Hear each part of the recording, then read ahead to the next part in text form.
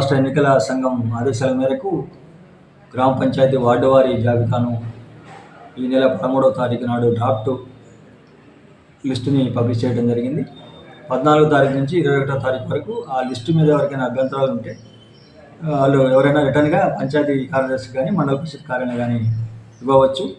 ఆ లిస్టులో ఉన్న పేర్లు ఉన్న వాళ్ళు మాత్రమే వాళ్ళు ఒక వార్డు నుంచి ఇంకో వార్డులో పడింది పొరపాటున అంటే అలాంటివి ఏదో ఒక ఫ్యామిలీలో ఒకళ్ళు ఒక వార్డులో ఒకళ్ళు ఒక వార్డులో ఉంటే వాళ్ళందరూ ఒక చోట ఉండేలాగా చర్యలు తీసుకుని లిస్ట్ తయారు చేసి నమూనా టాప్ లిస్ట్ని పబ్లిష్ చేశాం. కాబట్టి వాటిని పరిశీలించుకొని అన్ని రాజకీయ పార్టీలు, ప్రజలు, ఓటర్సు, పంచాయతీ సెక్రటరీలకి వాళ్ళ అభ్యంతరాన్ని తెలియజేస్తే వాటిని వెరిఫై చేసి జెన్యూన్ అయితే ఖచ్చితంగా వాళ్ళకి ఆ వార్డులో చేర్చడం జరుగుతుంది.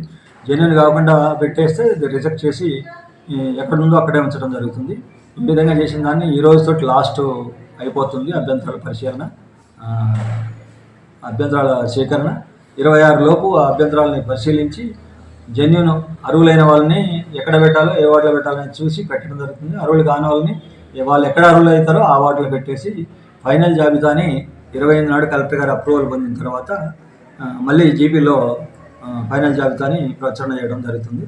ఇది అందరూ కూడా ఉపయోగించుకొని ప్రజలు తమ ఓటు ఎక్కడుందో చూసుకొని వాళ్ళు ఉన్న వార్డులోనే ఉంటే ఉంచుకోవడము, లేదంటే దానికి అభ్యంతరం పెట్టడం అనేది ఈరోజు సాయంత్రం వరకు చేయాల్సిందిగా అందరినీ కోరుకుంటున్నాను. Thank you.